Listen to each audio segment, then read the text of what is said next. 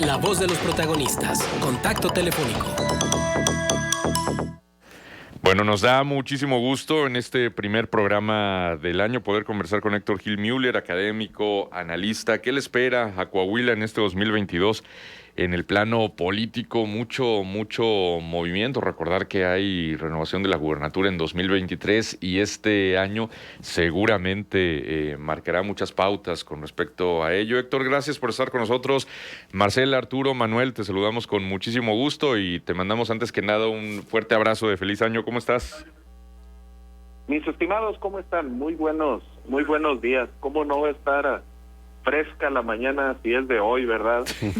Muchísimas gracias por la oportunidad de poder conversar en esta mañana y pues también desearles lo mejor para este año, lo mejor para 2022, que venga pleno de bendiciones, de alegrías, de salud y de tantas cosas que aprendimos a valorar durante estos años de confinamiento. Sí, exacto. Este par de años que se sintieron como más. Pues Héctor, mucho movimiento en el panorama político aquí en Coahuila con el inicio de los nuevos ayuntamientos. También, bueno, lo que ha ocurrido en Saltillo con la designación del exalcalde Manolo Jiménez a la Secretaría de Desarrollo Social. Llega como alcalde de la capital del estado, pues Chema Fraustro, un político pues conocido en Coahuila. En fin, bueno, ¿qué balance, qué reflexión inicial haces de todo ello? Así es, pues es muy interesante porque fíjate que como nunca en la historia de Coahuila, el plazo previo antes de una elección ha sido muy amplio, pues desde mediados del año pasado y hasta el 2023. Es decir, durante el año 2022, si bien en nuestro país habrá 6 estados que renuevan gobernaturas, entre ellas 2 vecinos, Durango, que renueva gobernatura en el 22, y Tamaulipas, que también renovará gobernatura en el 22, pero durante el año 2022 no habrá ninguna elección en nuestro estado de Coahuila. Uh-huh. Y eso hace un periodo, porque a final de cuentas las elecciones son conclusiones para procesos políticos.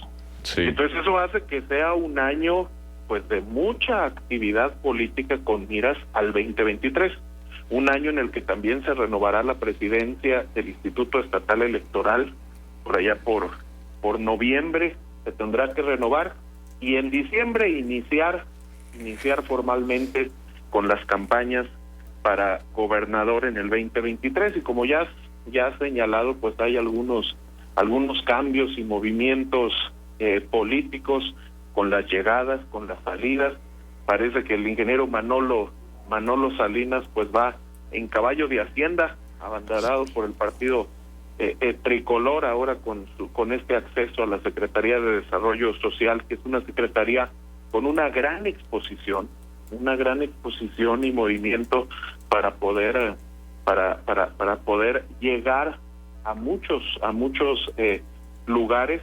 Y pues obviamente también con el fuerte apoyo que significa la llegada de un político con mucha experiencia como lo es el ingeniero Chema Fraustro a la capital de Saltillo, y con un potencial pues también de cuidar un poco el trabajo que había hecho Manolo, pero no por eso también muchos otros actores políticos que empiezan a asomarse para buscar competir en esta gobernatura. Pues ya también del PRI levantó la mano Jericó Abramo, quien vuelve a levantar la mano para aspirar a la gobernatura, pero hay muchos también de Morena, no olvidar al coordinador Reyes Flores, al senador Guadiana y a muchos otros que siguen con intenciones de aspirar a la gobernatura. Sí, ahora el caso de Manolo, pues es muy evidente, ¿no? Cómo se le está pavimentando el terreno. Digo, ponerlo allí en la Secretaría de Desarrollo, que como dices, pues es una dependencia de muchísima exposición, se va a mover por todo el estado. con los programas sociales. Ya sabemos que históricamente el asistencialismo lo que hace es generar capital político electoral, ¿no? Sentar allí bases de cara a los objetivos electorales, y seguramente va a ser la chamba que hará a lo largo de este 2022 en ese cargo. Ahora también esto de la paridad de género, ¿no? Que para garantizar que Coahuila tenga una mujer gobernadora y todos los cambios legislativos en ese sentido que no aplicarían para la elección del 23, sino para la del 29. Entonces, mucho se ha señalado, ¿no? La pavimentación que le están haciendo a Manolo hacia el camino a la gubernatura. ¿Qué nos pudieras decir con respecto a su gestión como alcalde de Saltillo, Héctor? Porque, como siempre, hay opiniones divididas, desde quienes comentan lo que se hizo bien hasta quienes deploran pues su trabajo en la alcaldía de la capital. Claro. En gusto se rompen géneros, bien afirma el dicho, pero a final de cuentas el trabajo de Manolo Jiménez fue bien visto en muchos instrumentos a nivel nacional de medición. Respecto a las gestiones municipales también fue muy bien visto, y esto en atención a un fenómeno muy evidente, que fue la disminución de esta percepción de inseguridad. El gran lastre que padecíamos en la capital coahuilense en el tema de seguridad, pues no olvidemos que la seguridad es una percepción, y es resultado de lo que se comenta, de lo que se platica. Es muy difícil traducirlo en cifras objetivas o numéricas, sino siempre estamos en presencia de una percepción. Y una de las políticas públicas, la más fuerte de su gobierno, y que rebasó fronteras no solo en nuestro estado, sino también a otros países, fue la inclusión de la ciudadanía en el tema de seguridad pública a través de los famosos grupos de WhatsApp, en los cuales estaban los habitantes de una colonia y los encargados, policías y encargados de centros de comunicación y comando, para recibir reportes de una manera pues inmediata, y también expresar alguna opinión de una manera inmediata. Y esta percepción de seguridad, en la cual el último día de su gestión como alcalde, precisamente el evento masivo que tuvo fue el reconocimiento de los 85,000 ciudadanos que formaban parte de estos grupos de WhatsApp, y esto nos habla de la gran relevancia que tuvo esta política pública de cercanía de la ciudadanía con elementos de diversas corporaciones. Creo que esto es lo que está apoyando el desarrollo político que tuvo Manolo Jiménez. En últimas fechas reportaba también el haber acabado con deuda cero dentro de su gestión, incluso dejar un superávit, pero es sin duda esta parte de participación ciudadana la que le ha valido un reconocimiento a nivel nacional.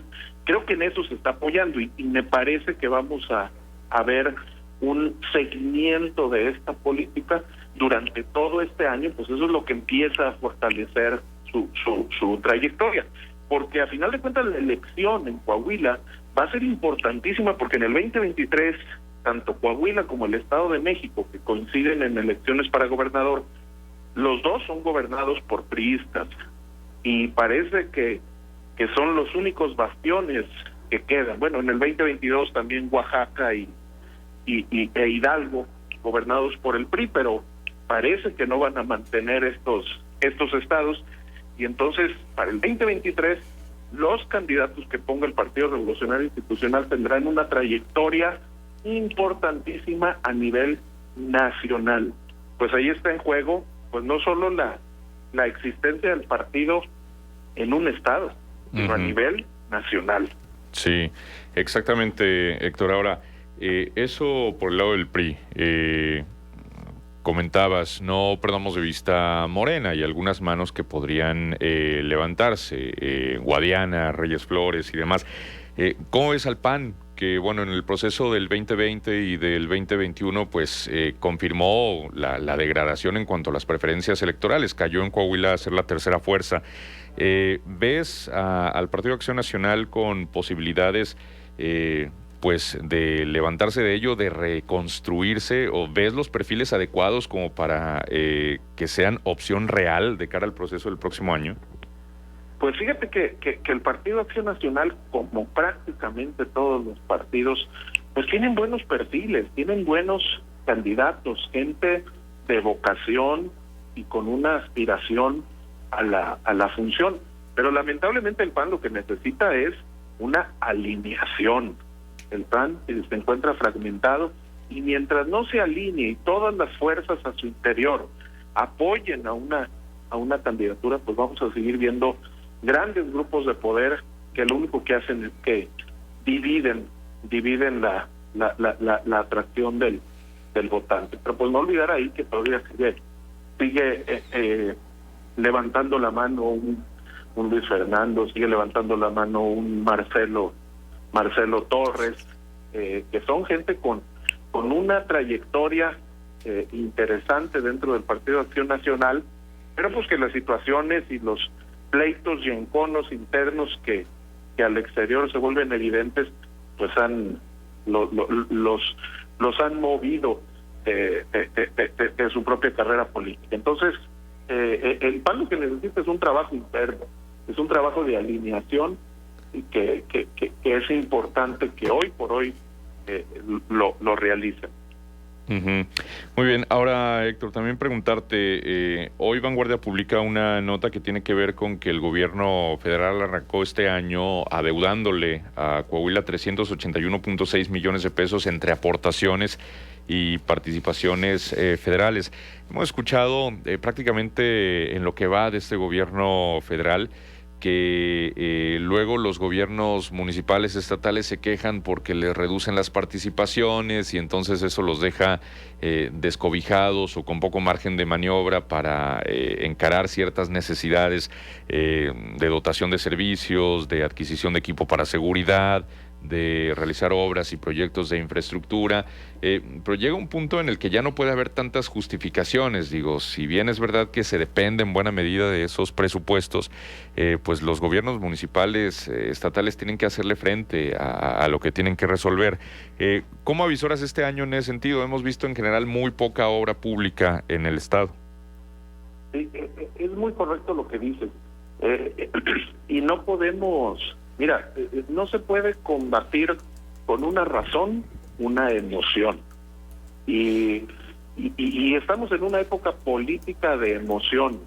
Entonces, es correcto que se requiere un presupuesto, estas participaciones, es obvio, hay argumentos para soportar estos compromisos, pero ante una ciudadanía que lo que percibe es la emoción de despilfarro, de corrupción, de un mal gasto, y que está aplaudiendo la austeridad, pues es obvio que ese tipo de argumentos no son bien vistos por la ciudadanía y no constituye un argumento de oposición o de incluso hasta de ataque para el gobierno federal, quien está apoyando todo su discurso en la austeridad, en el buen manejo, en el combate a la corrupción, que también siguen sin ser razones, sino se vuelven también emociones.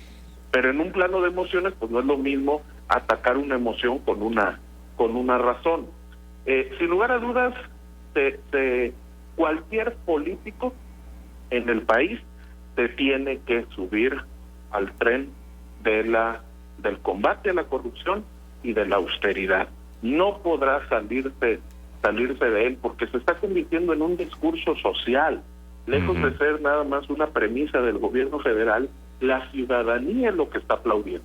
Y en un año complicado, en el cual se ve una crisis económica a nivel mundial en cierre, en el cual las amenazas sanitarias siguen latentes, y en el cual también percibimos una serie de aumentos inflacionarios que van a afectar el bolsillo de la gente, pues es obvio que utilizar el despilfarro y la frugalidad no van a ayudar. Entonces, las campañas tendrán que ser muy cautas en el sentido de poder rendir más con menos y demostrar que con menos también se puede trabajar. Por otro lado, pues obviamente se tiene que continuar con un presupuesto de obra pública para subsanar todas las necesidades de crecimiento de las ciudades, pero ahí el gobierno tendrá que ser muy ingenioso para poder alinear correctamente el gasto y hacer más con menos. Ya el gobierno federal en muchas ocasiones ha difundido cómo se han hecho pagos, cómo se han hecho las aportaciones y cómo se está cumpliendo con estas obligaciones. Seguramente no al 100%, no en su totalidad, pero sí en su gran mayoría, y sin lugar a dudas, pues eso también es algo que la ciudadanía puede cobrar si se hace un mal uso o mal manejo político de la información. Uh-huh. Héctor, con el gusto de saludarte y por supuesto aprovecho para agradecer siempre tu disposición de estar en estos micrófonos. Déjame preguntarte, y voy a volver al tema de la política estatal.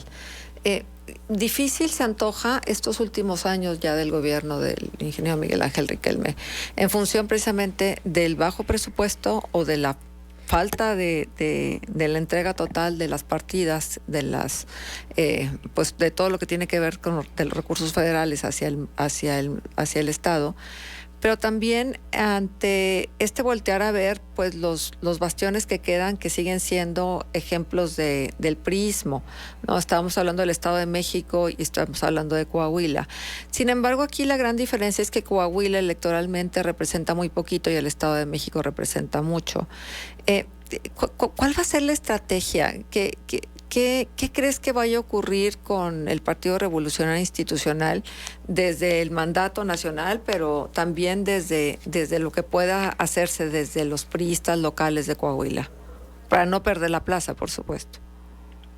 Claro, pudiera uno pensar en algunas negociaciones o acuerdos que pudieran existir, pero lo cierto es que Coahuila tiene un impacto, si bien no numérico por la cantidad de votantes que tiene, pero sí un fuerte impacto moral, por lo que se vio históricamente y precisamente con Manolo, cuando dentro de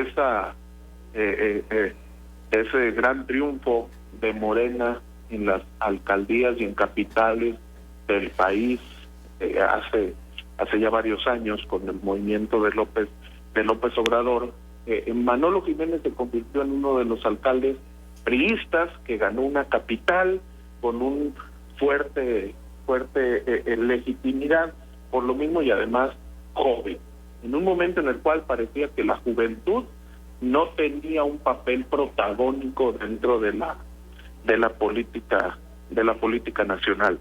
Y en ese sentido creo que moralmente Coahuila tiene una importancia muy fuerte, muy grande dentro del priismo a nivel nacional, y sobre todo que también se tienen muchas condiciones para retener la gobernatura, debido a que no hemos visto algunos otros perfiles que pudieran ser competencia.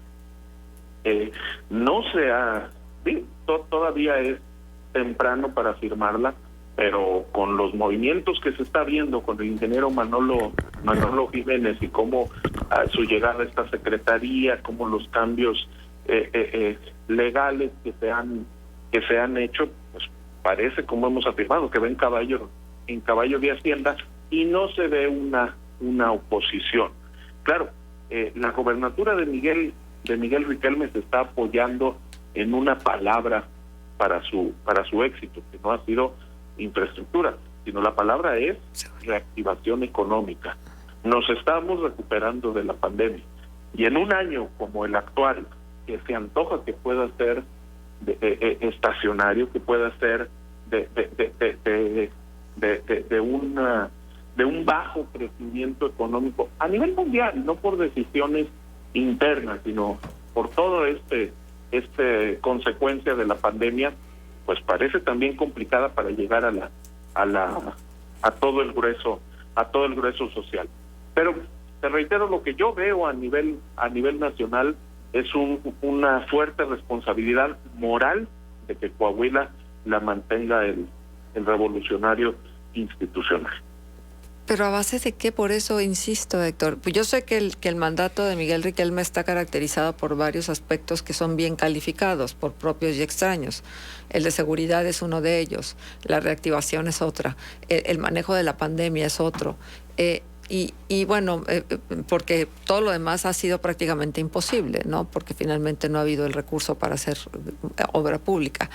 Pero ante los millones de millones que el gobierno federal utiliza para los programas sociales y ante esta percepción de triunfo electoral cada vez que hay una contienda, ¿contra eso qué se puede hacer? Pues mira, a final de cuentas, contra el movimiento a nivel federal no es un movimiento de un partido, no es un movimiento de Morena. Morena no ha podido construirse como un partido político. El movimiento a nivel federal sigue siendo el principal receptor, el presidente Andrés Manuel López Obrador. El candidato que abandere el presidente Andrés Manuel López Obrador va a tener un gran plus. Pero si algo nos mostraron las elecciones pasadas es que el movimiento de Regeneración Nacional, Morena, no es el presidente López Obrador. Entonces ahí habrá que estar muy atentos a estos movimientos. El partido como tal, Morena, al interior del estado, no ha mostrado una fuerza ni una relevancia política como para empezar a formar estos cuadros. Pero como bien señalas, pues todo este movimiento electoral, todo este movimiento político, más bien, todo este movimiento político que se genera a partir de todos estos programas sociales y de este discurso de necesidades reales y sensibles, pues obviamente impacta en la forma de hacer política. ¿Qué es sobre lo que se puede trabajar? ¿Cuáles son las maneras en las cuales se puede trabajar? Tiene que ser lo real, lo concreto, lo que ya se tiene. No se puede trabajar sobre el futuro, porque el futuro también es sumamente emocional y no admite muchas razones. Se tiene que trabajar sobre lo que ya se tuvo, sobre las acciones realizadas, sobre las políticas que correctamente funcionaron, sobre los errores de los cuales se aprendieron. Y en ese sentido, pues tratar de tener campañas lo más apegado a la experiencia y a lo que ya se construyó. Ahora, también habrá que analizar durante todo este año cómo se recibe a un Manolo Jiménez en el resto del estado, porque hasta ahora su campo de acción, su campo de medición, pues ha sido en la capital coahuilense, y habrá que analizar cómo se recibe en otros lugares del estado y cómo se interpreta ahí la política que ha estado manejando. Así es. Muy bien, Héctor, pues muchísimas gracias por este análisis que haces sobre estos distintos temas y gracias por estar con nosotros en esta primera emisión de Contextos en el 2022. Te mandamos un abrazo. Al contrario, mis estimados, muchísimas gracias y lo mejor para este año 2022 a ustedes y a todo el auditorio. Gracias, Igualmente, Héctor. un abrazo. Abrazo. Héctor Gil Müller, académico, analista, estuvo con nosotros.